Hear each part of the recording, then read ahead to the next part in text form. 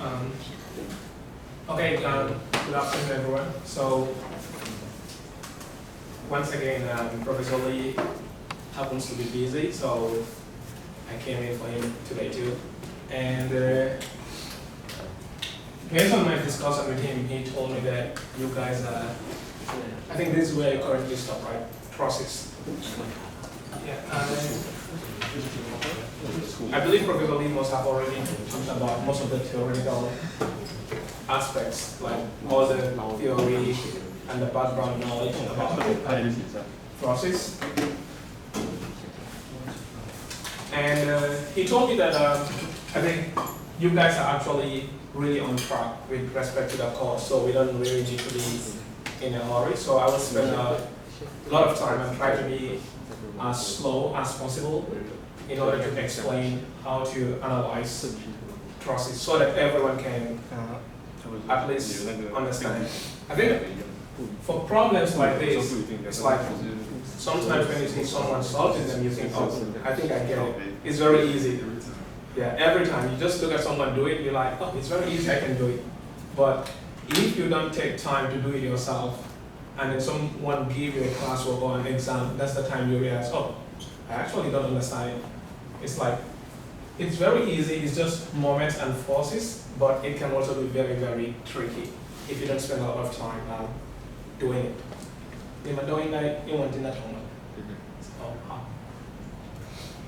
So, typically, like when we look at engineering structures, a lot of them are built using process, right? And our process usually, they have three members. So for example, we may have a system like this. This is a truss. Here's a pin here, a pin here. And you can apply a load in here. And if you do that, even when you apply a load in here, this structure will still be stable, right? It will still be very stable. So that's why trusses are widely used in engineering products. Is that not only are they very strong, but they are very cost efficient and also very effective. We can imagine, okay, we have a load in here. In order for these angles, this angle here, this angle here, and this angle here to change, what needs to happen? This length and this length and this length need to change for this angle to get bigger or get smaller. So that means this structure itself is very, very stable. But however, if we get something like this, let's say I have a pin here, I have a pin here, another pin here, another pin here, and I apply a load in here, what do you think will happen? It is definitely not as stable as this one. Most likely, if you apply a load in here, this thing will just collapse, right? And the angles here can easily change without the length of this section changing. So if you have something like this, it is already quite unstable. So how do we make this stable? Very simple logic, right? We use the idea of trusses. Just put one more member here. This is triangular, triangular, and it is already very, very stable. So this is why trusses are used very widely in engineering projects. Like for example, when you look at bridges, a lot of bridges are made of trusses. And even the cranes, when you go to the construction site, a lot of the cranes you see, all the cranes, they are built using trusses. So it is very important to understand and be able to analyze the stability of the process. Okay, so today we will go through as many examples as possible, as slow as possible to make sure that everyone understands, right? And another thing too, I don't know if Professor Lee mentioned,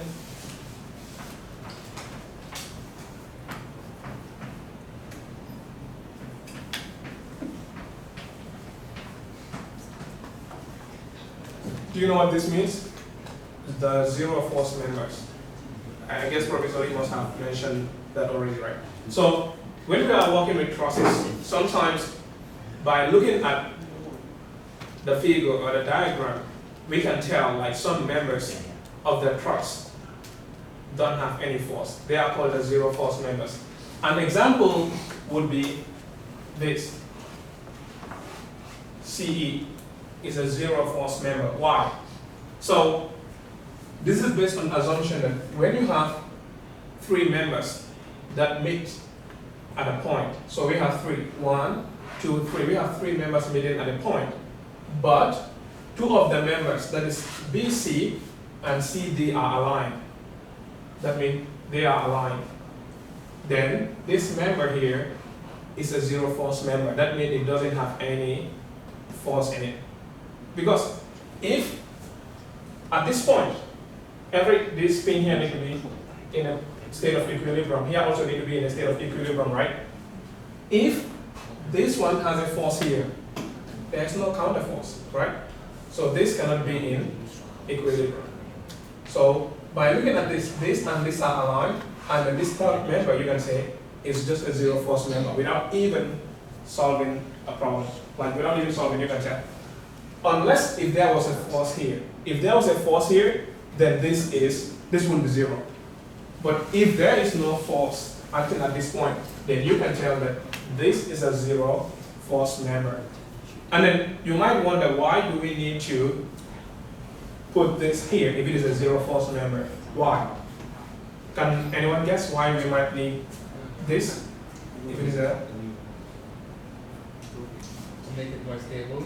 Yes, exactly. So the reason why, even though it doesn't have any force in it, the reason why we put this here is to make this structure more stable, right?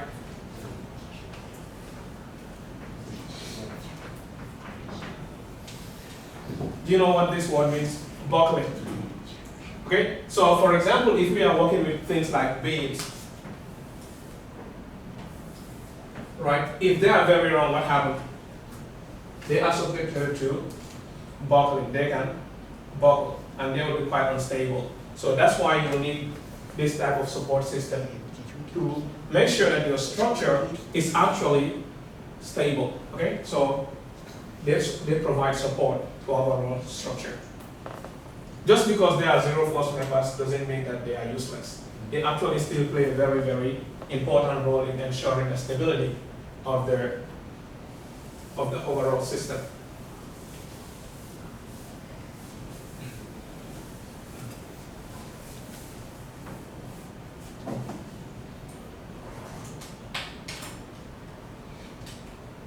Okay, and so I think to solve this problem, we will probably start from here. And then we have different methods when we are solving trusses, right? We have the method of joints. And the method of sections. So the method of joints, we consider the pins. This pin here, this pin here, this pin here. We consider individual pins, okay? And then we try to solve the equilibrium problem at this point. We use the method of joints. Then we can know the force is acting at this pin and also on our members. Another way is called the method of sections. The method of section, what you do is you will cut that truss, depending on which area you are interested. For example, if you want to find the force here, DE and CE, and maybe, let's say, CB, what do? We can cut the truss, and then we use moment and equilibrium equations to solve. So that's called the method of sections. Okay, so for this problem, we will start with the method of joints. Okay, so to solve the method of joint problems here, the most important thing you need to understand is the free body diagram. It is going to be your best friend. If you can have a very good free body diagram, then you will be able to solve a lot of the problems quite easily. Okay, so we can, for this problem, we have two forces, right? We have P2 and P1 right here.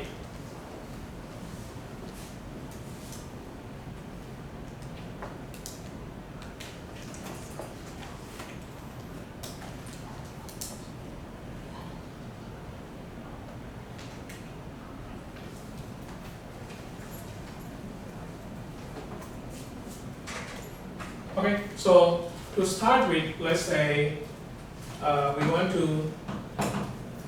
we have joint D, and we have our Y and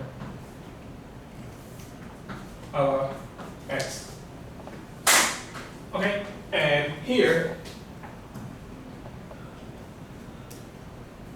right here is D. Okay, so how many forces do we have acting on D? Okay, so we have this acting down, that is P2, right? So what is the value of P2? It is already given, it is 12. Okay, P2 equal to 12. And so we need to analyze and know what are all the forces acting on this specific joint. The other force acting here is what? This one, FDE. So we draw a similar one here. Okay, so this is FDE. Okay, so you might wonder, like, how do you know the FDE arrow is going this way? But the thing is that so far we don't know. We just assume. Okay? We assume that this pin is subjected to tension from here. Okay? If it is positive, then that means our assumption is true. If it is negative, then that means what? This is not under tension, but it's under compression. Okay? So you just assume. Because so far we don't know. And then the other component we have here is FCD, right? You come here, FCD. Okay, so we also assume that the FCD component is acting, is subjecting this to tension. Okay, so it's all based on assumptions. So now, since we already get this, we can try to use the equilibrium equations. Okay, so what are equilibrium equations? We say f of x, summation of forces around x should be 0, and summation of forces along y should be 0. Okay? So, if we look here, we have, this is known, right? This force will have two components, right? It will have both an x and a y component. So, the only unknown here, in the y component, we have only one unknown, right? But if we are going to solve the x, we have two unknowns. So the best thing we need to do, first and foremost, what do? We have to make sure we solve along the y component so that we can find this. Okay, so for here, we know this is 1, this is 2. Okay, so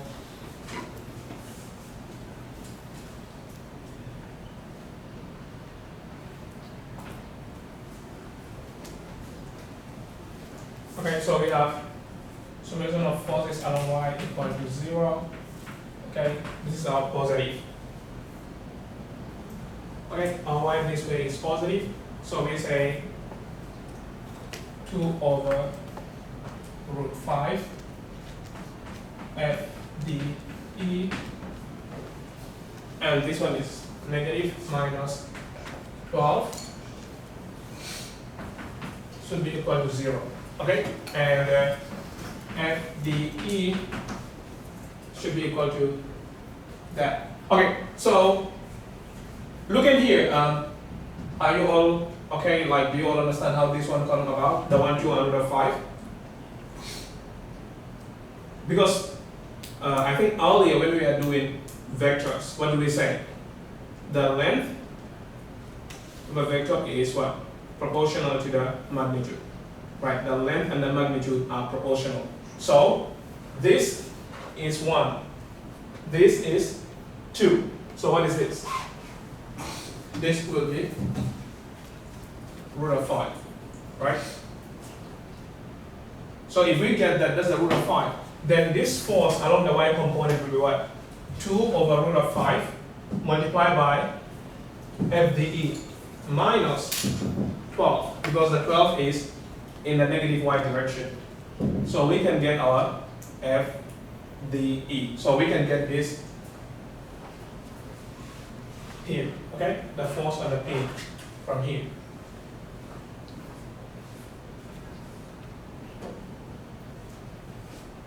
Okay, so you can see it's the same thing here. Okay, so in this case, the FDE is equal to 13.4 kilonewton. Okay, so now we know FDE, we know this. The only one we don't know is FCD, right? So we do the same thing. Summation of forces along the x should be equal to 0. And this is in the negative direction, okay? So we say minus FCD minus 1 over root 5 of FDE. So in our case, FDE we already know, which is 13.4 should be equal to 0. So this, since it's positive, that means it's in tension. FCD should be equal to what?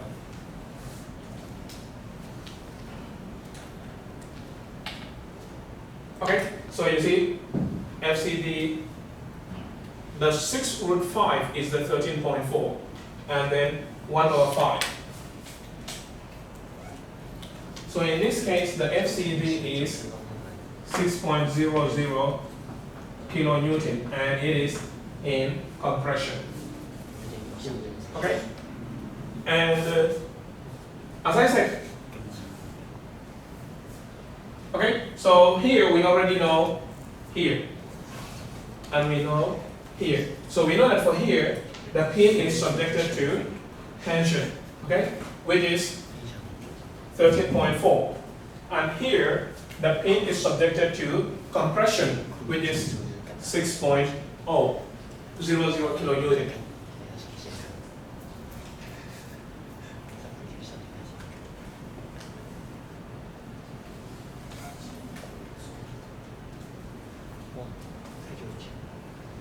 Okay, so far this part, the FDE, the FCD, is everyone okay? How it came about? Yeah.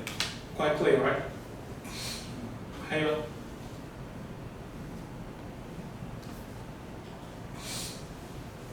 Okay, so since we know FDE, we know FCD. Now, what do we do next? We move to the next joint. We choose one other joint, right? So we can say, since we already finished with joint D, we are going to joint C. Okay? So if we look at C, we do the same thing. We will draw our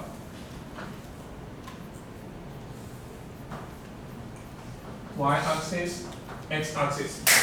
Okay? So C is subjected to different, we have FCD here, is still subjected to that.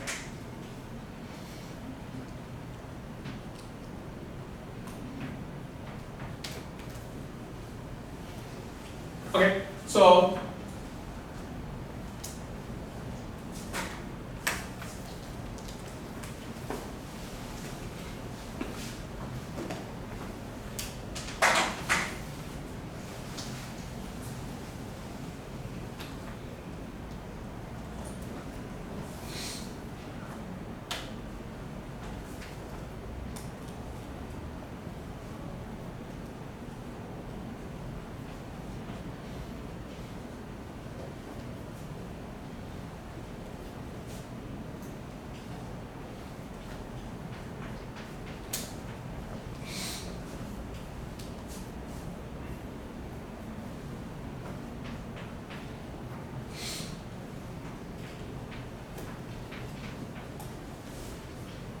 Okay, so joint D, we already have this.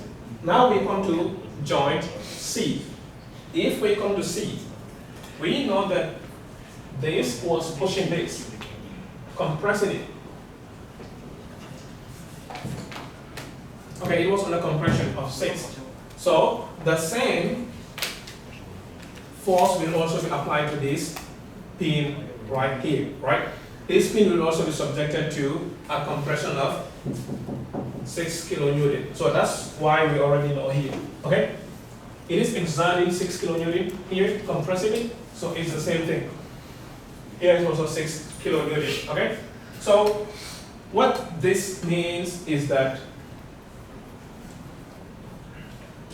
if the pin is under compression, what does it mean? It means this member is in tension. You can try to imagine, right? Okay, so okay, I have a pin here.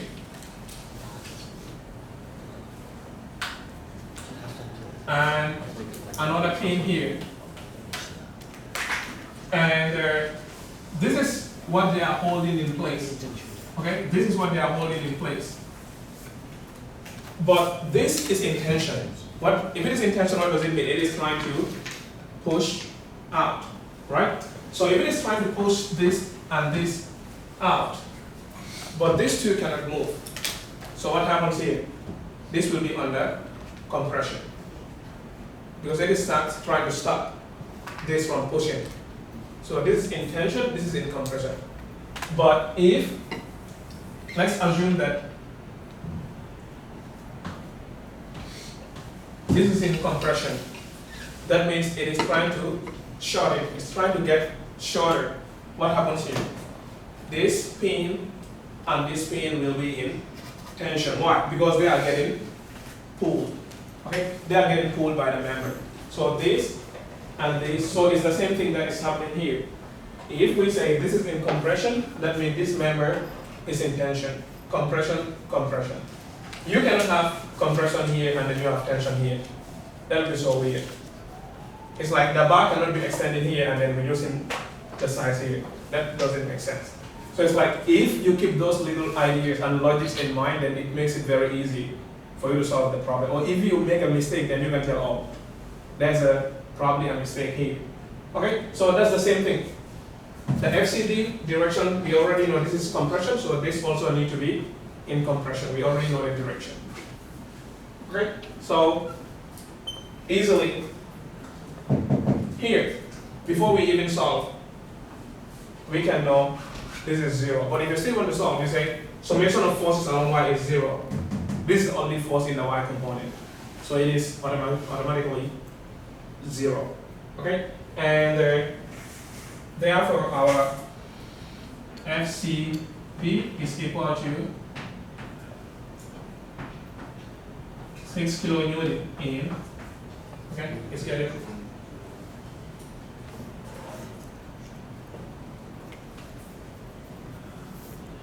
okay, so that's how this part came about for joint C. Okay, that's how it came about. Sorry, for joint B. Okay, so far these two, joint D and C, all okay? It's okay if there is anything you don't understand, we can take our time and slowly go over it. So if you have any question, you can just ask. Okay, so since we already have that, we have joint D, we have joint C. Now, okay, let me erase this one.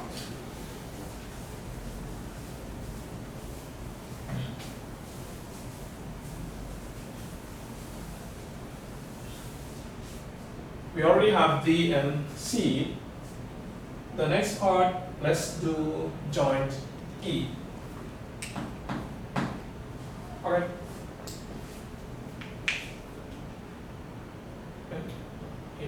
Okay, so if we look at E, we have so many components here, right? But you don't need to worry, still the same thing. Just follow the x, y, try to resolve each of the forces individually, and then the same thing, you can easily get your results. So for example, we have y here. This is our x, right? So what are the members here? The first one we will have is probably this, right? F, E, C, right? So we have our pin here. Let's say we call this E.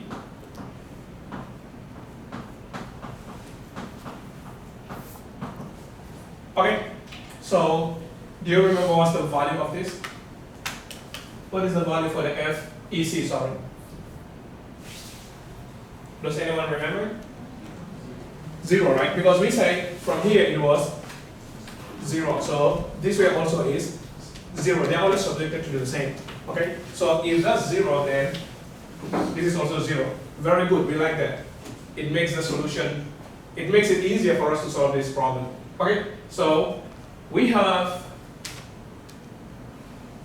another one here.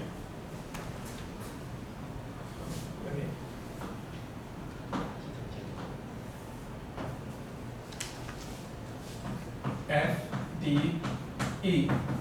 So what is the value of F, D, E? If we remember, when we were solving for point V, we already know this value, right? So we can do the same thing. This value F, D, E, and F, E, D must be the same. So you look here.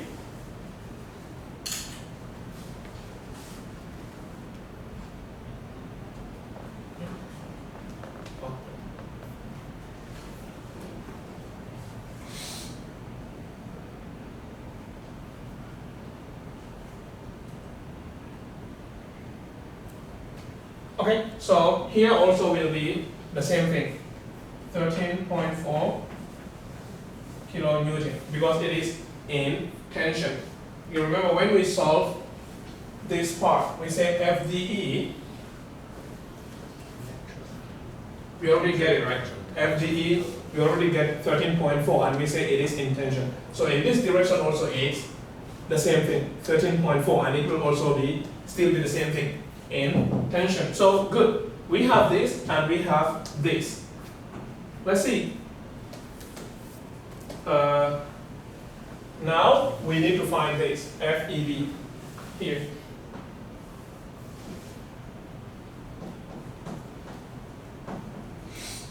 Okay, but since we did not solve for joint B, then we don't know this. Yeah, right. We don't know this. And here also we have another one, F, E, F. Since we did not solve for here, we also don't know the F, E, F. Okay, so what happens here, we know, okay, the x component is 1, 2, root 5. So we just try to assign values to it. 1, 2, root 5, right? And then we come here. That's 2, 2, right? 2 and 2, and the root of 8, yes.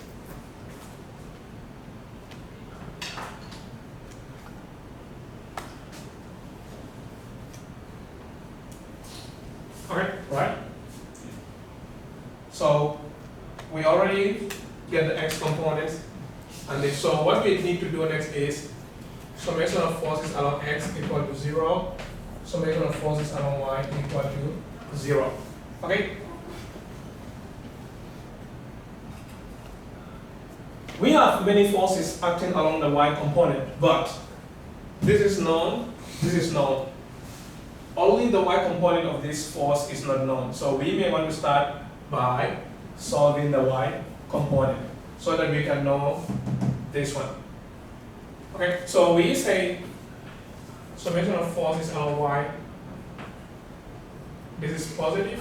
Okay, I assume this positive should be equal to 0. And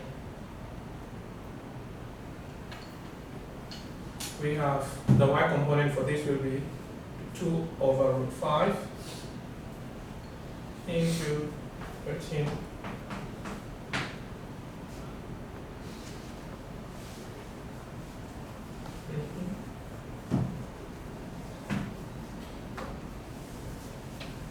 Minus 2 over root 8 minus 2 over root 8 FEP. Do we have anything else? Okay, the y component, because this one is 0, so we have only these two. So it should be equal to 0. So we can find that FEB here. Okay, so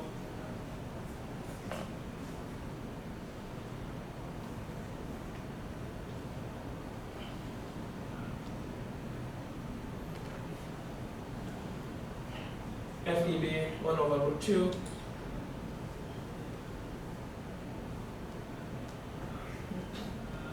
Does anyone have a calculator? I think. Help me find if 1 over root 2 is the same as 2 over root of 8.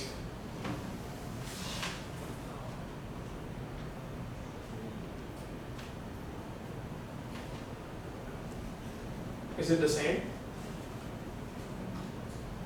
1 over root 2 and 2 over root of 8.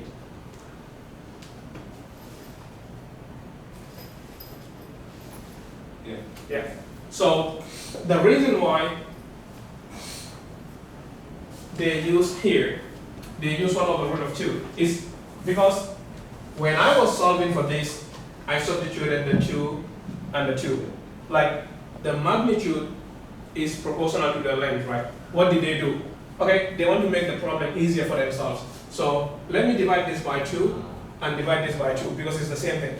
If I divide x by 2, I divide by y by 2, it's still the same. So they put 1, 1, and then here they get root 2. It just makes the calculation easier. But if you leave the 2 here, and then you have root of 8, it's still the same thing. Okay, you all get to the same answer. It's all about simplifying the problem. So that's why that 1 over root 2 might be a little different from here, 2 over root of 8. But in fact, they are the same. The ratio is still the same. So you will get the same value. Okay? So by doing that, we know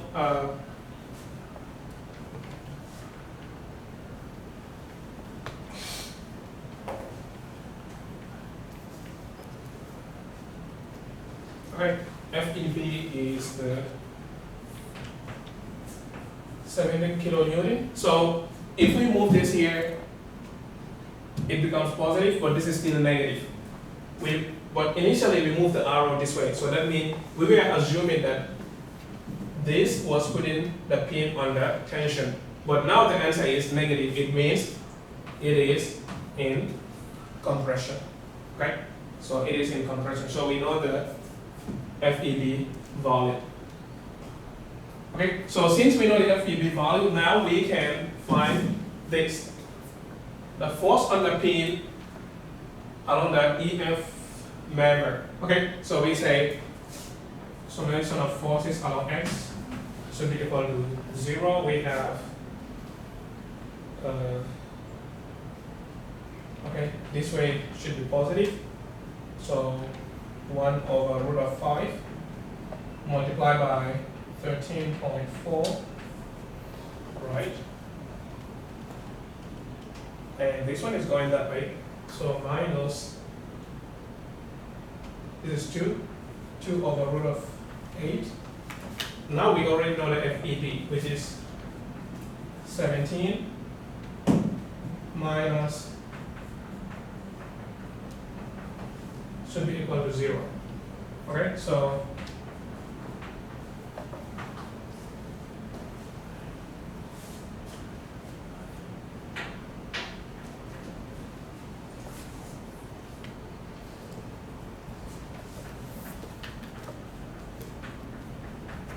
okay, so we have this.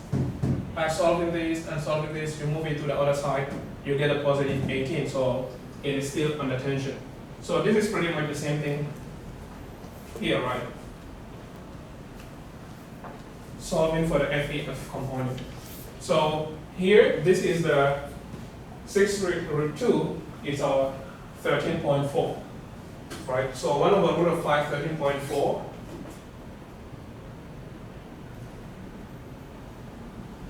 Okay, our assumptions were different. Yes, they put the arrows, okay. Then that's one. And 2 root 2 should be 17. And 1 over root 2 should be our 2 over root of 8 minus FEF. So yeah, so that's how we got these values here too. So it all depends on how you draw your free body diagram. You draw your free body diagram, you analyze the forces acting on each member, and then you can easily get the required results. Although the solution for different people might be different, but you will realize that at the end of the day, you will all get the same outcome.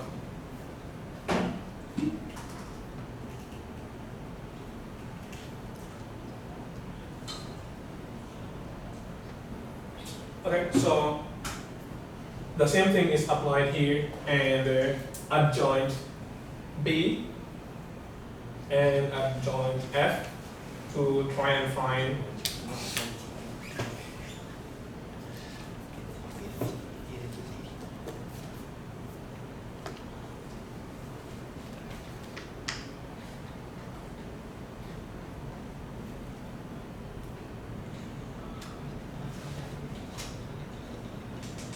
okay, so so far is it okay for everyone?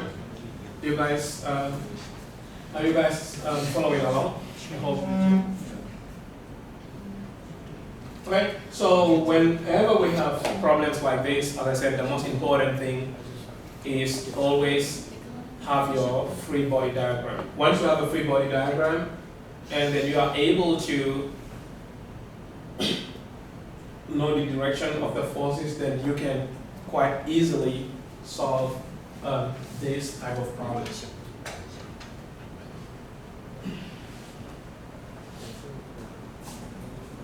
Okay, so for the other joints, that is B and F, I think I'll just skip that. If you go home, you have time, you can try to go through those ones by yourself and try to imagine how the forces are the way they are and how do they determine if they are in tension or they are in compression. Okay. So far for the method of joints, do you guys have any questions? No? Is it okay?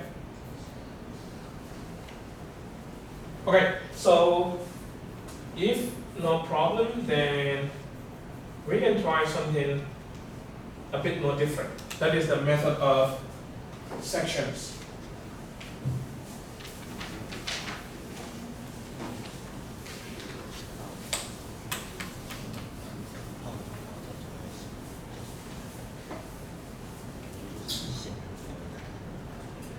Okay, so as we said, like for the method of joints, we look at individual joints and try to see the forces that are acted upon at those joints. But for the method of sections, we will cut through our members and then try to solve for the forces that are acting in the member. So, okay, you might want to ask if we can always use the method of joints to solve forces. Why do we need the method of sections?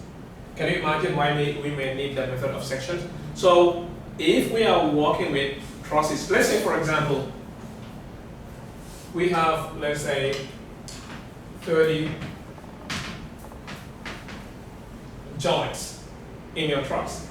And you have to start from calculating from here. Then you calculate here, then you calculate here, then here, then here, then here, until you get to 30. It's going to take a lot of time. But maybe you actually don't want to know about all the rest. You just want to know what is the force at this point. So what do? You just cut through, right? You just cut through, and what do? You ignore everything here. Because it's a lot more complicated, it will take you a lot more time. And then you just focus on the easier section to solve the problem. Okay, so that's why the method of sections is also quite important when we are solving problems related to trusts.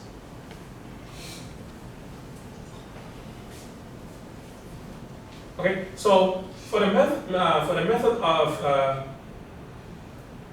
sections, the first thing you need to know, number one, you have to find the reaction forces.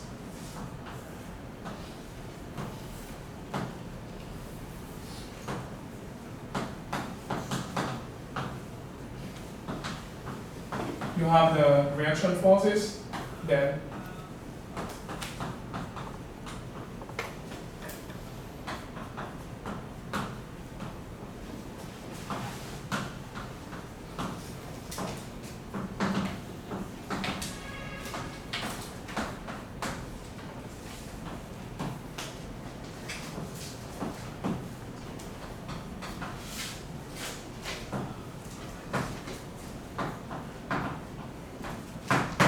so the most important thing when we are working with the method of sections is that number one, we have to find the reaction forces. And once you get the reaction forces, then you cut through the members that are of interest to you. And if you cut through the members that are of interest to you, then what do? You use the equilibrium equations to solve the problem. Okay, so for example, we have this. Okay, and we are going to find the forces in BC, HC, and HG. So what do? We need to cut through this.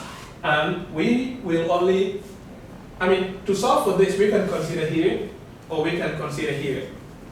But what do you think will be the best idea? We focus on this end or this end? This side, right? Why? Because it's easier. It's more simple. If you start from here to here, is it a lot more complicated? You'll get the same result if you do it right as someone who does only here. But they will be able to arrive at the same result a lot faster and easier. So we can just cut here and then solve this problem. But in order to do that, we know that we have to find the reaction force here. Okay? So there are no horizontal forces, right? So A along the X, 0.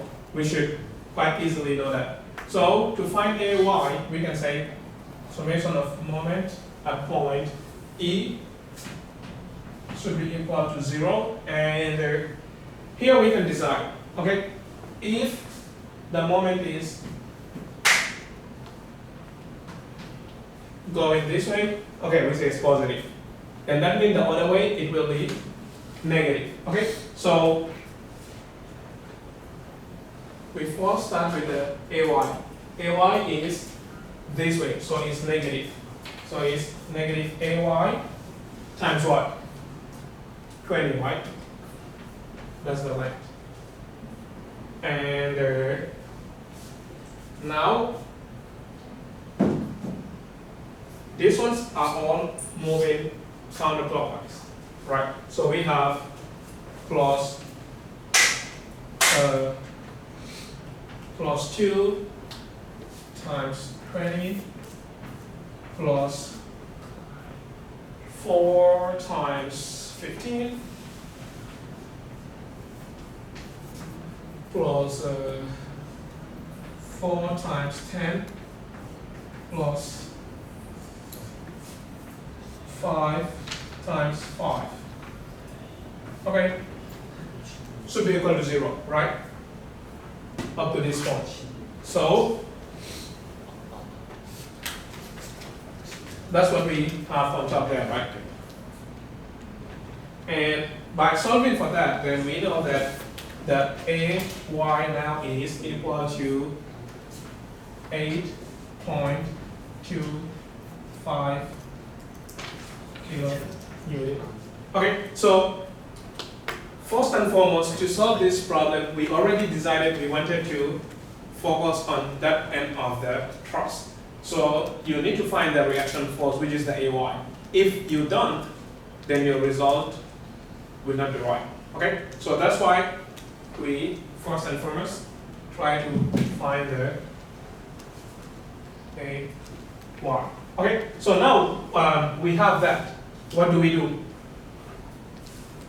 We need to find this FBC, FHC, FHG. Okay? So we can draw a free body diagram. In order to solve this, we need to draw a free body diagram. So, okay, we have A of y, which is going here, and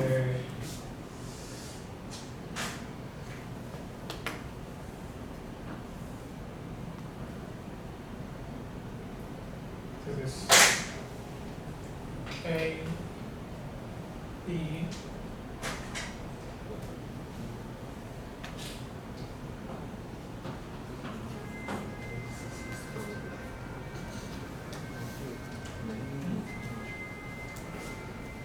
it's time for a break. All right. Okay, let's have a break.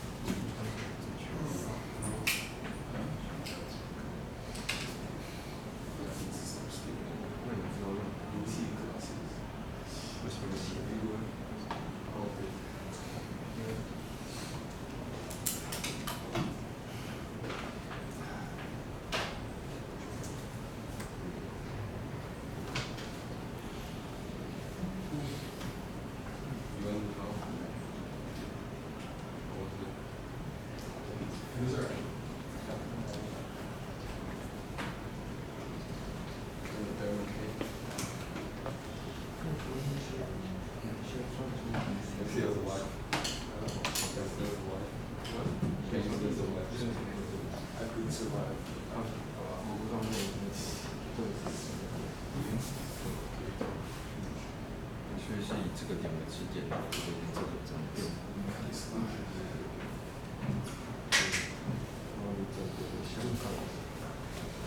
是，我可以把这些全部都是没有实力，没有那个情况。反正它会比较，它会比较，我觉得最立体的东西，立体它会比较，这个可能会比较，我觉得它把基本上立体，然后再来是 HX， 然后就看 X 等于什么，就这边然后。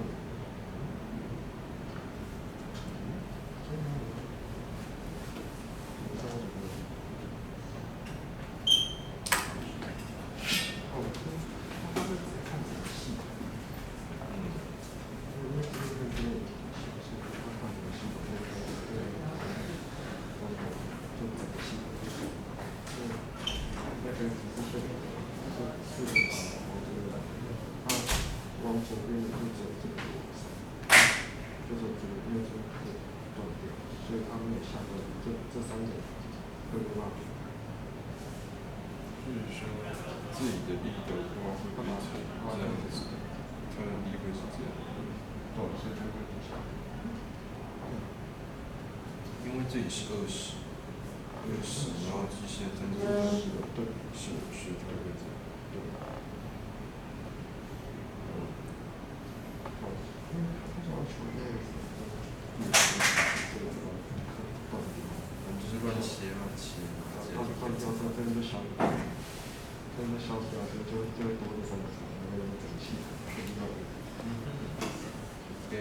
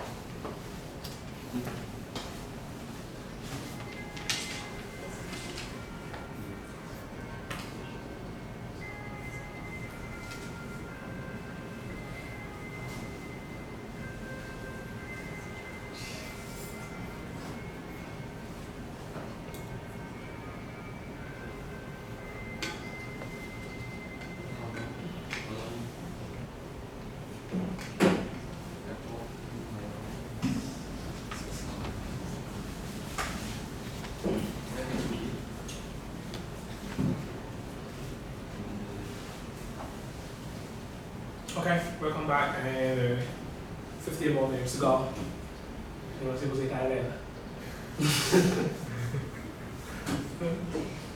今天是不是上很多课？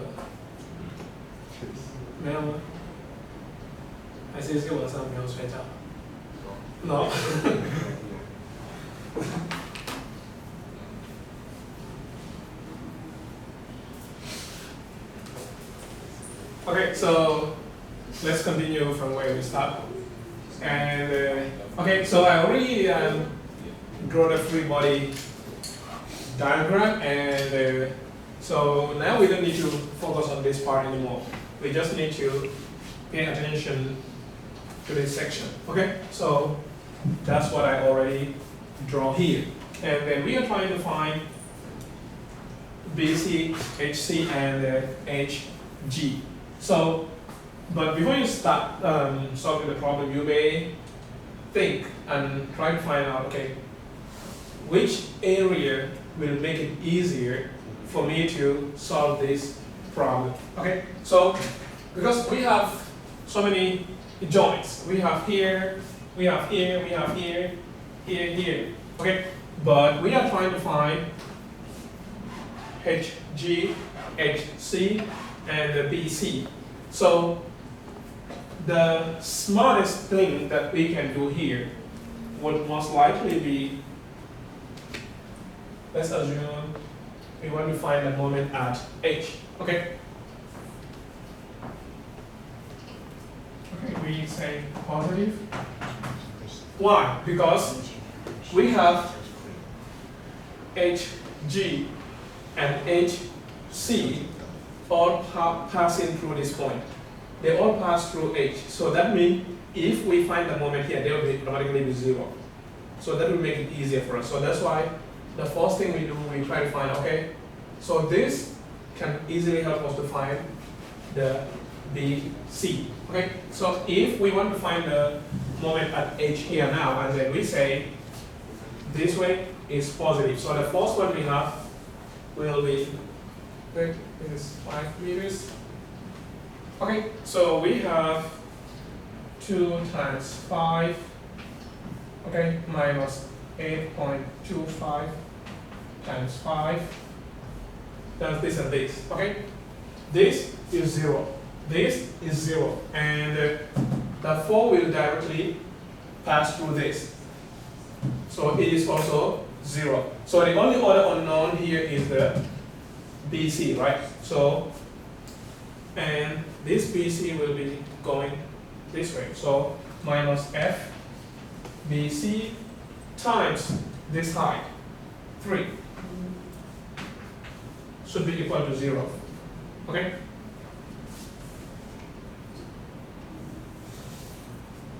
So by doing that, we can easily find the FBC. Okay? So that is what is happening here. So you can see 8.25 times 10. Oh, times 5, sorry.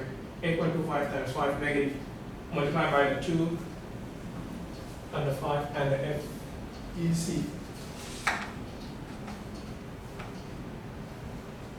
Okay, so our FBC is negative because we assume that it is moving this way, but they assume it's moving that way. So at the end of the day, the result will be the same. It is what will tell us, okay, whether it is in tension or compression. Because right now we assume it is in tension. Okay, so from there, we will get the negative in this case. So the FBC will be in compression, which is 10.4 kilonewton, okay, in compression.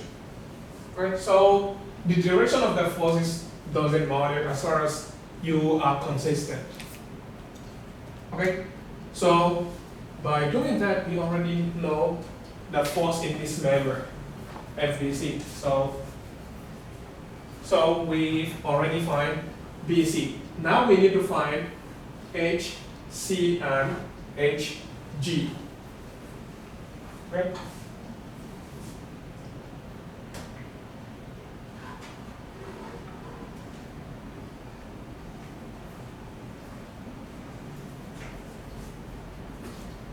Okay, so if we want to find the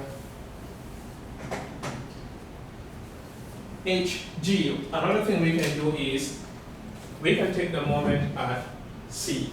Okay, you have this moving this here because this HC and BC are already passing through C. So it will make it easier for us to find the G component. Okay, so if we want to take moment at C, summation of the moment at point C, this way is positive, should be equal to 0. Okay, so still we follow the same rule. Okay, we say positive, so we have 2 multiplied by, okay, this is 5 meters, that is 10, and then minus, wait, negative. Okay, yeah, minus 8 times 10.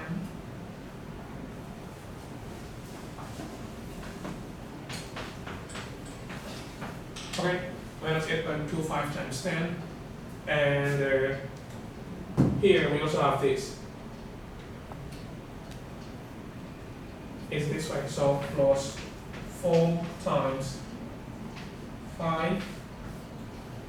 Okay, we get this, we get this, we get this. Then we don't need to worry about the BC and the HC because they are already passing through C. So they are 0. And HG is in this format, right? So that means it has 2 components. Because by looking at our HG, it's moving like this, 2 components. The X component will be here, and the Y component will be that way, right? So the Y component is already here. We don't need to worry about that. So we just need to find X component. So here, this is 5, this is 2.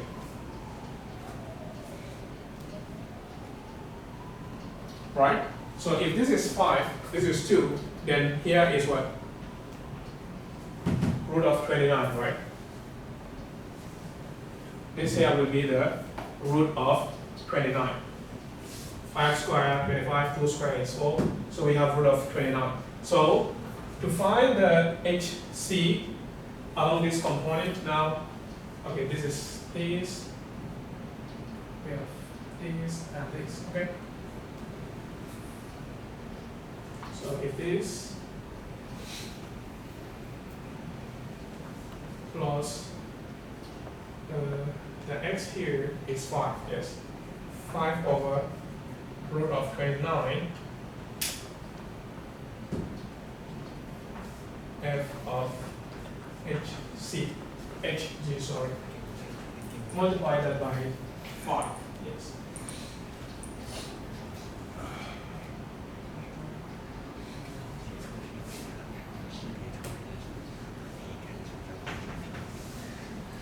Okay. So here, so we get the minus 8.25 times 10, and 2 times 10, 4 times 10, and we get this also here. So you have to remember a lot of trigonometry to solve these problems here. So we have root 29 cubed. So we say, because we are finding the x component, 5 over the root of 29 multiplied by h of g multiplied by the length here, which is 5. So that's how this came about. So if we solve for that, then we will have the f of h of G, which is equal to 9.16 kilonewton. So originally, when we assign this, we assume it is moving, it is pulling, it is in tension. And the answer here, if it turns out to be positive, then that means our assumption is correct. Okay? If it is negative, then that means it is the opposite. It should be in compression. So we already find BC, HG. So the only one we are left with should be H of C. Okay? So there are many ways that you can find this H of C. But here, they try to find an easier solution. Because when you are solving moments, we want to take a moment at a point where a majority of the forces pass through. That will make it easier for us to solve the moment, because a lot of if the force is passing through the point, then it is just directly zero. So what they do is, okay, you assume that you can extend this line, okay? I don't know up to where, but let me assume that I extended this line. Okay, so, because the truss is like this, it was initially like this, and then it changed and started moving like this, a little bit slightly up. If I want this to maintain this part, I don't want it to change, I want it to maintain this part, like go like this, like this, like this, until it touches the x-axis. Then I can find how long should this be. How can I find that? Okay, here to here, like by maintaining here and here is 2:5, because this line is parallel to the x-axis, right? So this is 2:5, right? So 2:5 should be equal to what? This line here is what? 5, right? To this x, so 5 will be to x.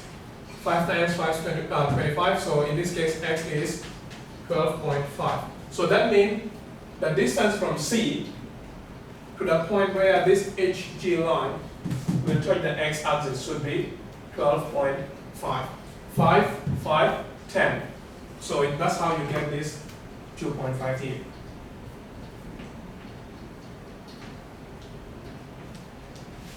Okay, so you get the 2.5 meters here. So once you get the 2.5 meters here, you can easily take moment at this point, called O prime. And then now you can find the HC. So that's what they do here. Okay? So it's nothing too confusing. It's 2 multiplied by 2.5. The same thing, the 8.2 multiplied by the 2.5.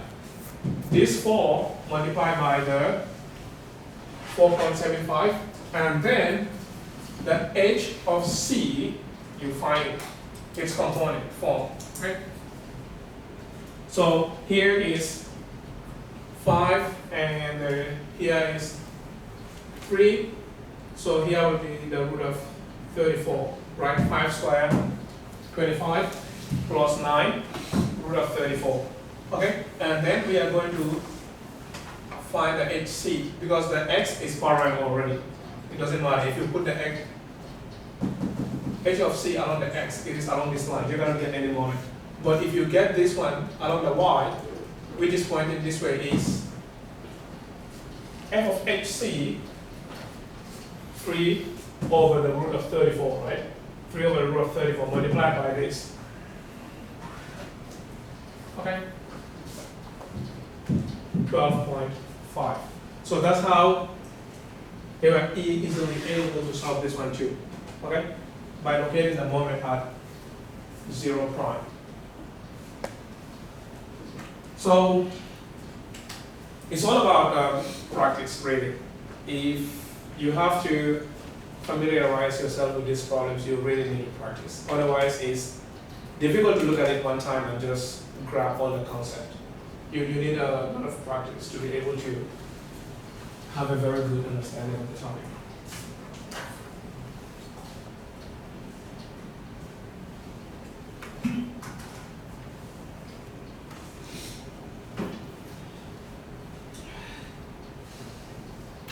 Okay, so for the previous question, do you have any problem? No problem? If nothing, we can proceed to the next one. So this one might actually look a little bit more confusing, but it's actually pretty similar to what we just did.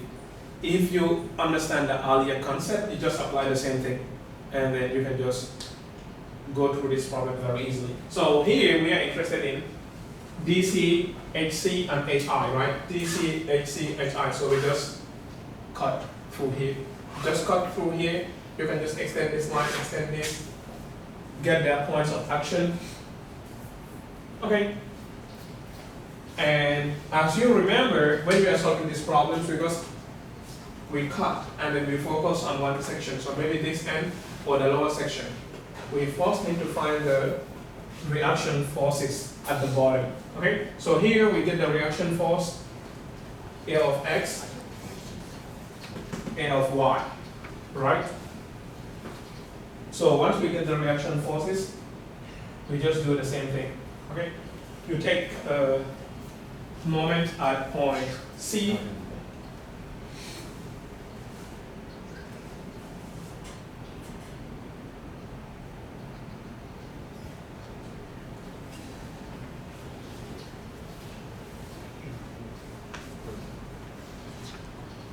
Okay, so first and foremost, you take moment at point C. Why?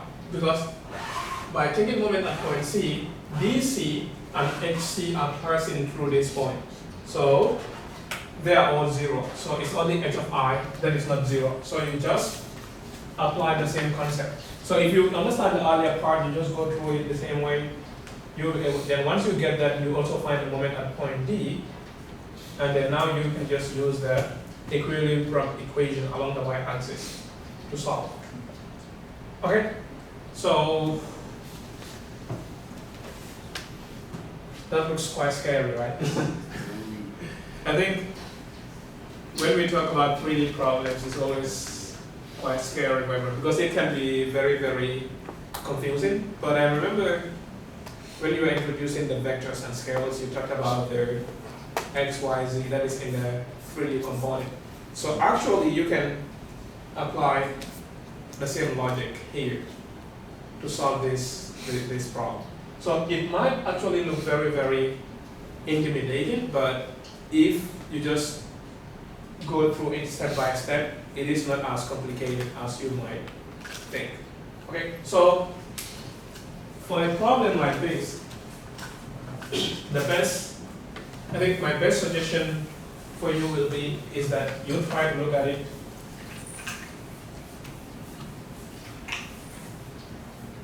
from different components. Okay, so it says determine the force in each member of the space truss and state if the members are in tension or compression. So tension or compression is fine. You don't know, you assume. Okay, you can assume it's always in tension. If the value is negative, okay, you know it's in compression. The truss is supported by a ball and a socket joint at A, B, and E. So we have A, B, and E. So we have ball and socket joints at this point. And we want to set F, there's a force here, only acting along the Y component. It is 800 Newton. The support reaction at E acts along member E, of course. So we have a support reaction here, right? If whatever you have here will be passed through this member. Okay, so to solve this problem, first and foremost,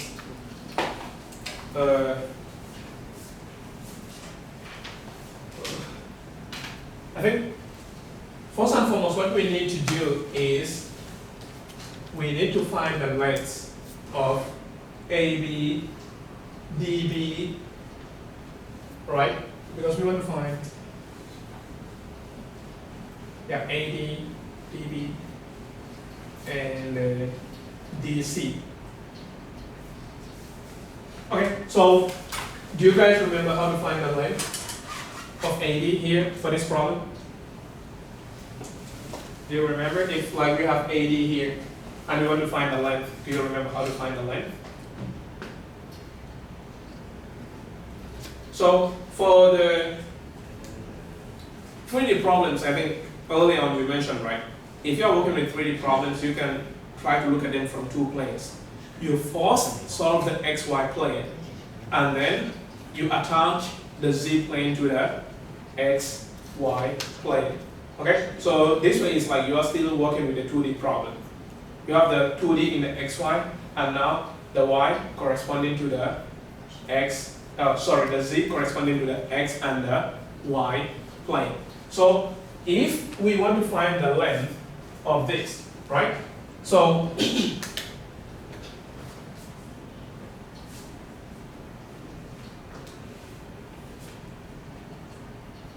we have something like this. So let's assume in the XY plane we will have something like this. Okay, in the XY plane. But this is like this, and it's fine having a, let's say this is point O. And so its connection with the XY plane should be around here. Okay, like this. So we have our X. The XY plane is like this. Okay, and like this. So if this is 1, then this is 2, right? So what will be this? Because it's a triangle, 1 square, 2 square, and then this one will be the root of 5. Now we want to, with respect to the Z plane, okay? With respect to the Z plane, we have this and this. So this is AD, and then we call this 0. So this is root of 5. And here to here is 2 meters. Okay, so what will be our AD? AD will be what? The root of, okay, 5 plus 4. Okay, so first we know that for AD is equal to 3 meters. Okay, we know that here AD is 3 meters. So we come and do the same thing for DB. Okay, we come to do the same thing for DB. So for DB, this is the point of origin. We have this going here. So you have this line here, you have this and this. So to get, first we need to find BO. BO will be the root of what? 1.5 squared plus 5 squared, okay?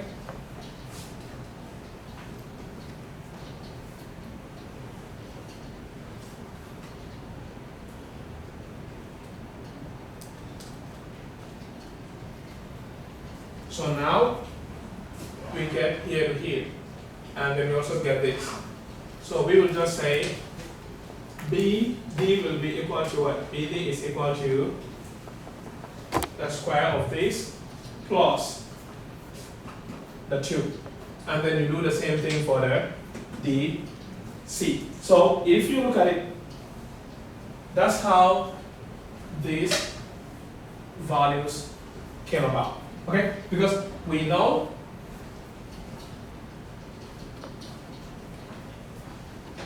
FAD with respect to the x-axis is what? Only 1 meter. And this is 3. So it's 1 over 3 multiplied by FAD. Okay? So that's how the component of FAD along the x-axis. And FBD, so FBD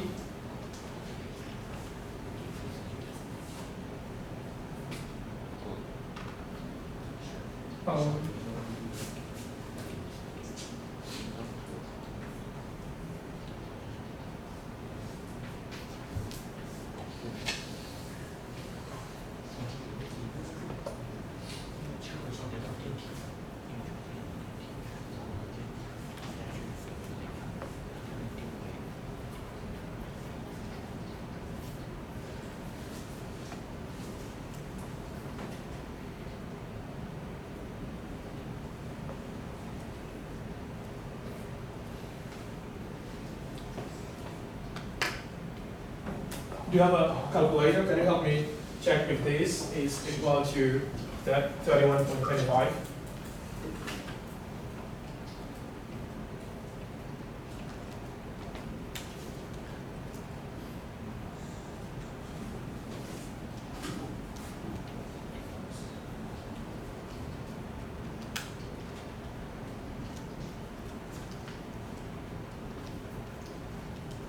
The square root of 31.25. So this, I think this should be equal to that root of 31.25 if we did it right. 5 squared 25 plus 2 squared 29. I think should be close enough. 1.5 squared. How much? Oh, sorry. 29 plus 1.5 squared should be how much? Just 29 plus 1.5 squared.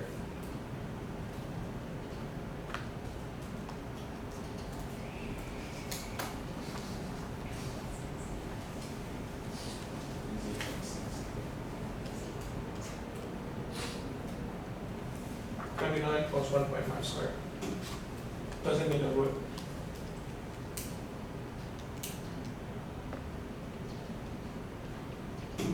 I believe this should be equal to the 31.25, the root. 3.5. Okay. So you get, okay, 5 over, okay. So the same thing. So we find, thank you so much. So we find the BD is located here. Its value from the x-axis is how much? We need to be sure. From here to here is 5. Okay, so we put 5 over the root of 31, and then the same thing for the CD here. You do the same thing. For the CD, you also need to do the same thing. You draw a line here. Okay, this is 1. And here is 1.5. So we just use 1 square plus 1.5 square, right? And then we have the root of that. Okay, so that's how we get this other value. Okay, so along the y-axis, you do the same thing. Since you already know the magnitudes here, now nothing will change. The only thing that will change is the value along the x or the y. So you can see now, along the y component,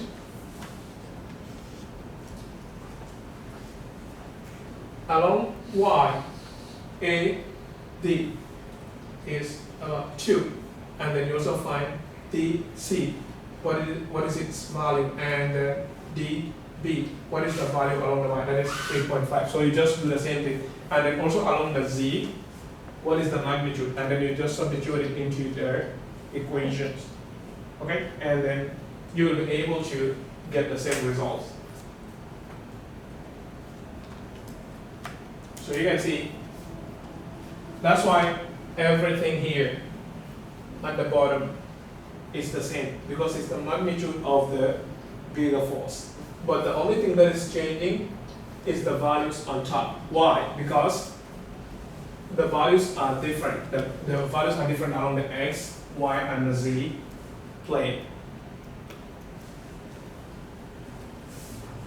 So you apply the same thing, and then once you have all the values for FAD, FBD, and FCD, which you can easily find, then you can choose a joint. We are doing for joint C, okay? And then you just draw the forces.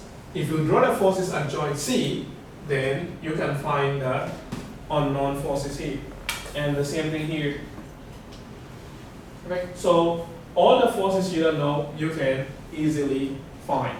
They are very easy to find. As far as you remember how to solve 3D problems, that is the magnitude, okay, or the length, then you can easily solve this problem. But if you forget how to solve the 3D problems, then maybe you should go back to the vectors and then try to see I get x, y, how do I determine the z, or the magnitude of this particular thing along in the 3D space?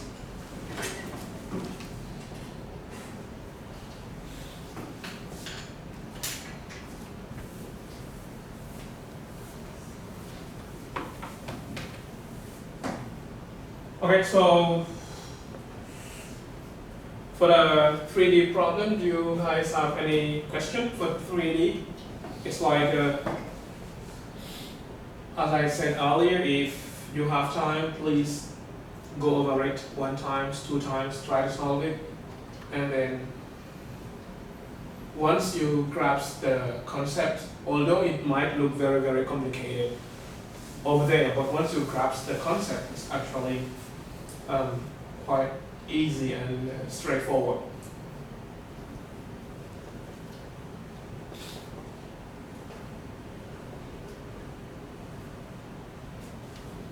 Okay, let's see what we have here.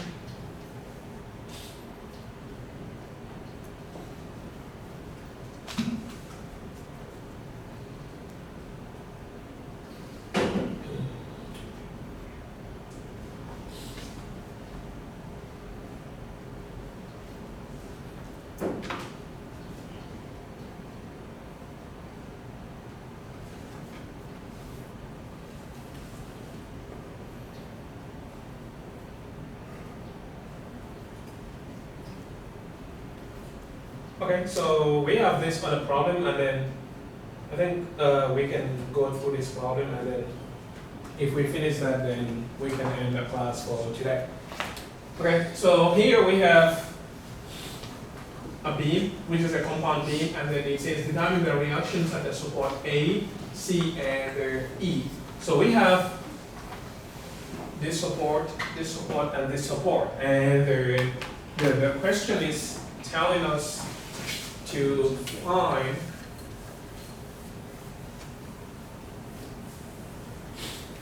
the reaction force at these locations in our beam. So first thing first, one thing we can do is that we can try to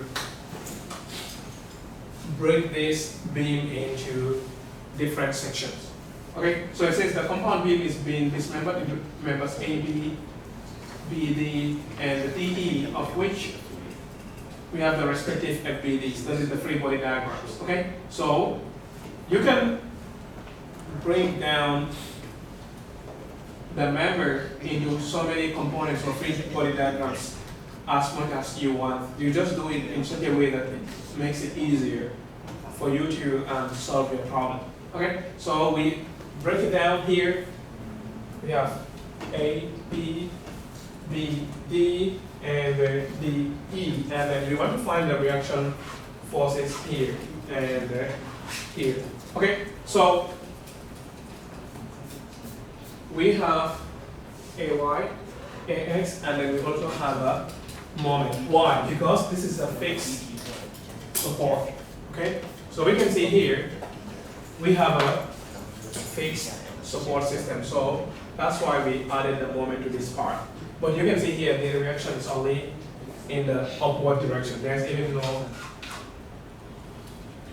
no reaction in the x axis. Okay, so once we have that, we have our free body diagrams. Okay, so we have a force here which is 12. Here we don't know. That is the normal reaction at E. And there's a pin here. This is a joint, a pin, our thrust. So we assume there is a force here, dy, and then we assume it is tension. So it is pulling this down. And here also is a tension. So once we have this, we can easily solve for what? Maybe NE, right? We take moment at D, right? If we take moment at D, so that's here, and then we assume the counterclockwise is positive. So NE multiplied by 6, NE times 6, positive. Multiplied by, this is going this way, so it's negative. 12 times 9. So we get the forced reaction force, right? The NE is 18 kilonewton. Okay, so now we know this. We know this. The only vertical force we don't know is what? dy. I mean, we can take moment here or here and solve this to get our dy, but it would be easier if we just use the summation of forces along the y-axis. Because there's only one component we don't know, dy. Okay, so if we do that, the summation of forces along dy, so we can easily find this, but here they use moment. So it's still the same. Because we already get 18 and 12. 18 minus 12 would have easily given us that 6, right? It's the same, so you don't need to use this moment.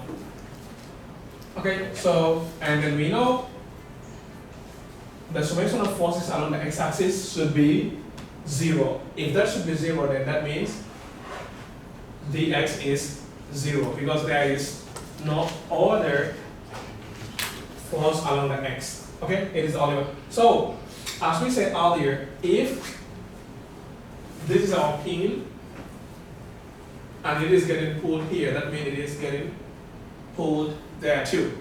Or if it is like this, if getting pushed here by the same force, then it is getting pushed there too. So, if our dy here is pulling it down here, so that other reaction force dy will be up.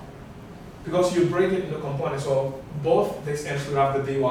And then we already know dy is 6. Okay, so we don't need to worry about that. And then we know from here, this is 3, and then this is 6. So 3 times 6, we can know the magnitude of this, and it will be located at the center, right? That will be located at the center. Okay, so that's how we have this 3 times 6. Okay, we know dy, we know this, but we don't know by, and we don't know nc, that is the reaction at pin C here. So what do? We can find the moment at point B here. Then we can know what is this value, nc.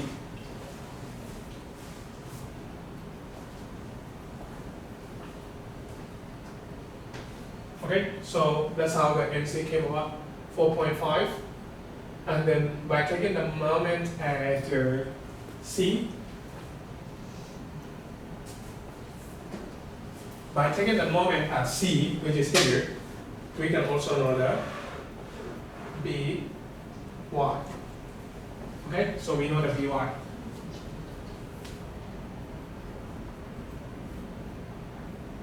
So the same thing, and f of x still 0, so that means the bx is 0. So finally, we have only one more member, right?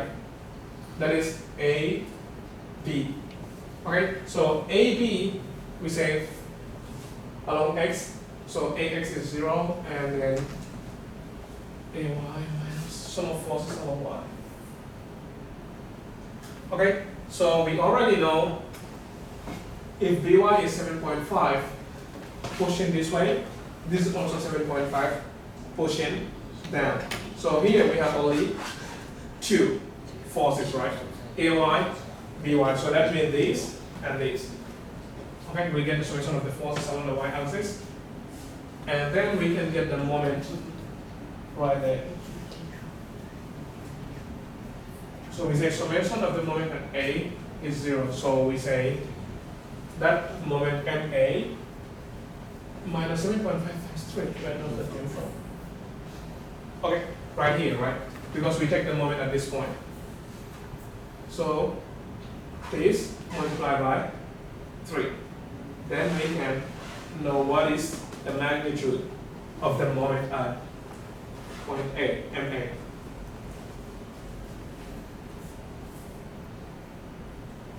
Okay, so that's how you arrive to this point.